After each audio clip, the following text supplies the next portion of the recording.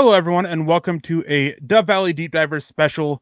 This is the second one we have done so far. In the first one, we got around to breaking down different defensive fronts, mainly the differences between a 3-4 and a 4-3, as well as different terminology that you typically hear when it comes to those. Joining me for this one, as we're going to be looking at Broncos coverages and different coverage schemes, is again Coach Luc Polglaze. Thank you, Coach, for joining me once again for another one of these. It's always good to have you around, getting that insight on you. How are you doing? How are things going? And how excited are you for football season to be basically here? Yeah. Well, thank you again, as always, for having me back. I always appreciate it. Yeah, very excited. It's hard to believe it's almost here, and the thing that's great about football is, man, you've always got so many different storylines, so many different teams and players and everything to look forward to. So really excited to seeing what the season has in store.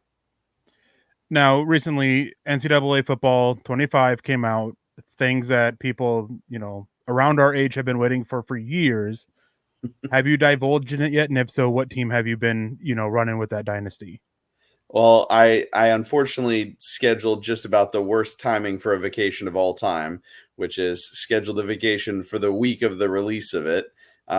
So I've played about, I would say, 20 minutes so far, which is because I got back home last night. So I'm going to be taking my alma mater, Colorado, definitely going to the championship. So go Buffs! And no, I'm really just excited to get into it, man. How long have we been waiting for something like this? It's exciting. Yeah, it was always the better football game, and dealing with Madden for so many years, which was so stagnant, stale, and broken. It's nice to have what actually feels like a good football game back in our, being able to be played.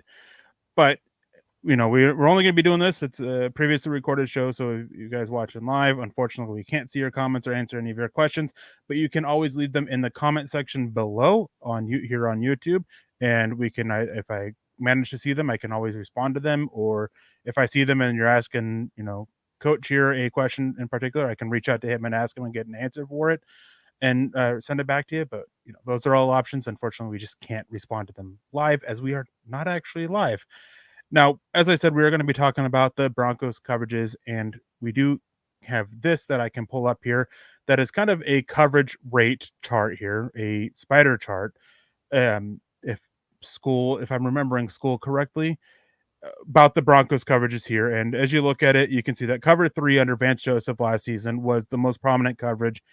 Anybody who watched the Broncos last year, it was pretty obvious that cover three was going to be super high on it, followed by cover one, then some quarters, cover six, and then a lot lower than expected cover two, which was such a mainstay of Vance Joseph during his career the first time around as the head coach of the Broncos, and carried over to him for the most part, especially the early years there in Arizona.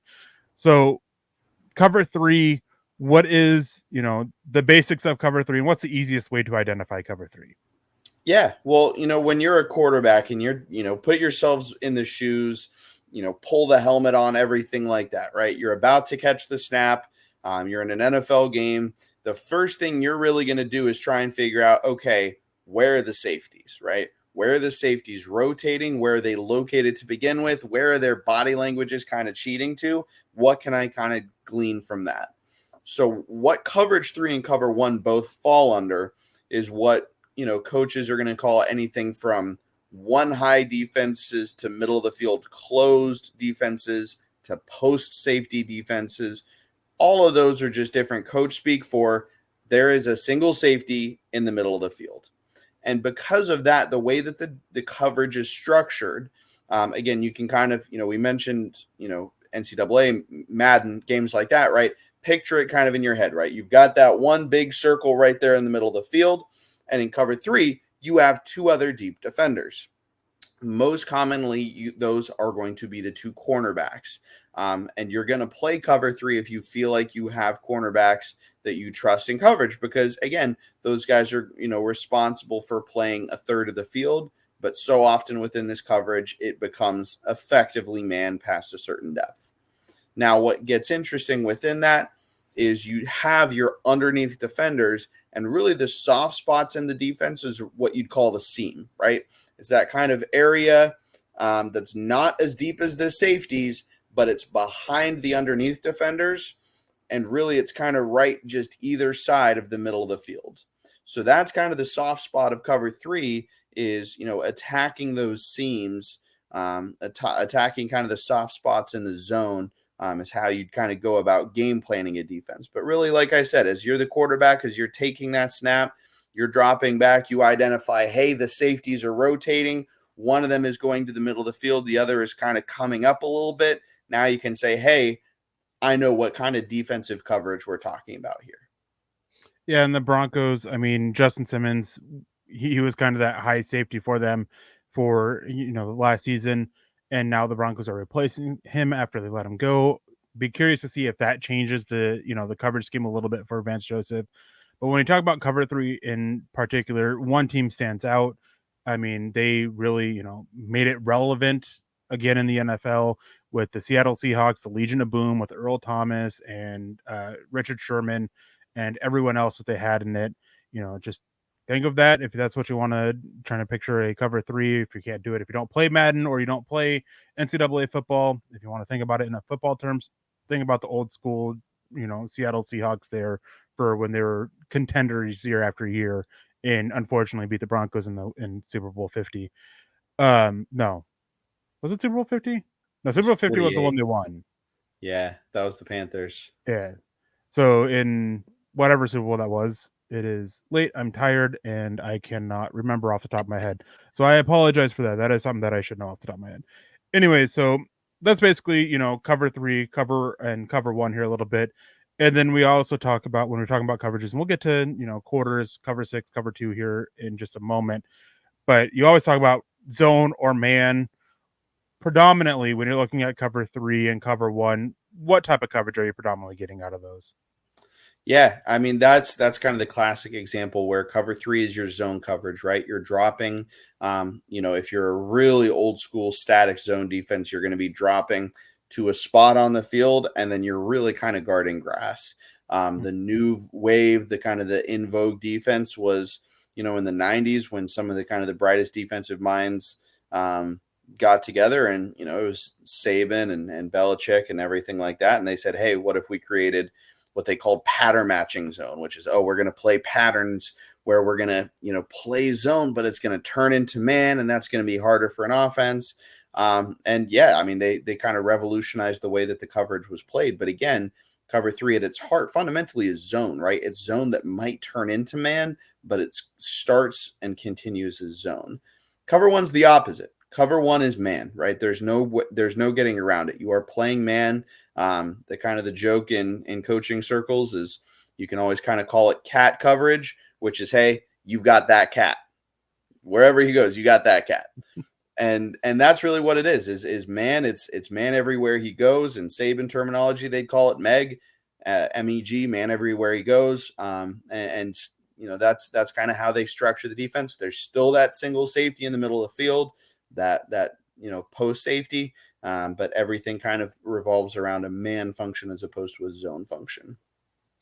All right, and then going on to some of these other ones, cover two. What are the basics of that, and then what are you predominantly getting out of cover two? Yeah, so cover two, if you're going to assume that in cover one, there's one deep defender, cover three, there's three deep defenders, cover two, there's two, right? And it's the two safeties for the most part. They're kind of bailing, they're getting depth, and they're getting over the top of everything. Now, the weak spot in that is the deep kind of middle of the field, because you've got the two safeties splitting apart a little bit. And that's where you had, defenses adjusting around that, and they created what they called the Tampa defense. That's where you have a middle linebacker who now has to kind of drop underneath that to really kind of eliminate that as being a potential threat. And I think that defense would be in vogue a lot more in the NFL these days, given the amount of athletic linebackers, hybrid type bodies, things like that. If it weren't for the fact that, at a certain point, you're asking your corners to come down and play the flats with not as much, with, safeties just playing over the top, that scares you a little bit against the deep ball, which is why I think we've kind of seen a little bit less of that defense in the NFL these days. Yeah, and there's a couple terms that you've used here that are a couple things that you've described that lead to a couple terms. When you're talking about that single high safety, the cover 1 or cover 3, that's typically where you get around to looking for that center fielder type safety, the one who can cover a lot of ground quickly. And then when you get to cover 2, that's your 2 high safeties. That's where you get split field coverage and all that jazz. Just some terminology stuff that is used quite a bit here at Mile High Huddle, especially during draft season when we talk about safeties. This guy can be a center fielder. This guy can't be a center fielder. He's only a 2 high. And then we can throw in, this guy's only a box safety, which means he's dropping down. He's playing in the box. But, we can get to that, the different terminologies here specifically at a later date. Now, going on to the other ones, Vic Fangio has been widely viewed as the founding father, I guess would be the way to put it, of quarters coverage. He's really made it big. And typically, if you're bringing in Vance Joseph, Vance Joseph, no, Vic Fangio, sorry, too many V names. If you're bringing in Vic Fangio, you're getting quarters. And so we know, cover 3, cover 2, cover 1, you're able to get that by, okay, this is how many safeties or players you're dropping deep. What is quarters? Yeah, quarters is the exact same. It kind of falls under that family where, quarters, for whatever reason, the name quarters really kind of feels like this, hot, catchy little name. It's cover 4. That's all it is. It's just following in that same sequence, man. Like, quarters just refers to the fact that you've got 4 deep players. So now you're drawing the field, shocking, I know, into quarters, right? Each of the deep defenders has their own quarter of the deep field. And with that, you're playing that with the corners, with the safeties. There's so many different ways to play quarters. And that's, what makes it such a fascinating coverage and such an appealing coverage for a lot of defensive coaches. Because again, you can run it like a pattern match, right? Where you're going to play different things, where, you're going to trap against certain things, but play off against certain things. But really quarters fundamentally, it looks at cover 2 and says, hey, we really like the flexibility that this gives us. We just want a little bit more security against the deep ball. And then cover 6, that can be the same thing. It's just 6 deep, right? Catching on here. We're learning. Yeah. Well, you'd think so. And that's where 6 gets interesting, because if you're going to play 6 guys deep, man, shoot, you're going to be real exposed underneath. 6 is just, and again, like every team has their own word for it. 6 for most people means 4 on one side, 2 on the other, right? Yeah. So really what that plays out as is, again, you can't have 4 deep guys on one half of the field. That's never going to work. So you draw a line down the middle of the field. One side plays like quarters, so there's 2 guys deep. The other side plays like cover 2, so there's 1 guy deep, but you don't have anybody in the post, right? It's not cover 3 to where, hey, this guy's in the middle of the field. No, it's still middle of the field open. It's just a more of a hybrid coverage. Yeah, and that's one thing that is always fascinating for me anyways, as I will openly admit that I am not very super educated in the different coverages and everything, and cover 6 is the one that always, just throws me for a loop whenever I'm trying to, figure it out and everything. And then before we get out of here, are there any other coverages that I didn't ask about? I mean, the one that you always kind of get, which, I don't know that has as much of a number as the others, is 2-man, right? Where you've got 2 deep safeties. You're playing man underneath that. Obviously, if we're following the math equation, 4 is 4 deep, 3 is 3 deep. You do get down to 0, cover 0, where there's nobody in the middle of the field and it's just an all-out blitz. But yeah, I mean, for the most part, if you can understand the differences between 0, 1, 2, 3, and 4, you're going to do a great job at identifying coverages. And I'm glad you mentioned cover 0, because that was a big one. If you pay any attention to the Minnesota Vikings and Brian Flores, their defensive coordinator, cover 0 is their lifeblood, essentially. It is something that he's run so frequently throughout his career and continues to run. And that is one reason why the Broncos were able to have some success against the Minnesota Vikings last year when working vertically. Is it was just cover 0, and they're sending the blitz consistently. They're one of the most aggressive teams, and that's that. I mean, cover 0, as you said, just doesn't leave that guy over the top for added protection, added security, added safety. But thank you for joining me for this, pretty brief and quick thing about it. Wrapping up the Broncos coverages, as I mentioned at the start of the show, and I'll flash the graph here again. The Broncos coverage rates, for those of you who are just listening and aren't actively watching, they ran cover three basically 41% of the time, 40.7 to be exact, which I would not be surprised if that number is a little bit lower this year due to the changes that they're making in the safety room. Then they ran cover one 20.9% of the time, basically 21%. Again, driving that single high, trusting their guys to play man. I wouldn't be surprised if we see more cover two usage this year going on, cover two man specifically, dropping those two high safeties, and then playing man outside, especially with Patrick Surtain, who excels in man coverage. It's one of the things he does best. And then they ran cover two last year, 4.9%, the lowest that they ran. And when they did run it, it was often a Tampa 2 variation of it. Then they ran quarters 12.2% of the time and cover six 11.5% of the time. You can see all these numbers along with some excellent defensive breakdowns from Cody Alexander, the Coach A, on Twitter. He has some amazing books out there. One of them I jokingly started to read to my daughter as a nighttime story. But he's puts a lot of good work out there and is always worth the read and checking out and the follow.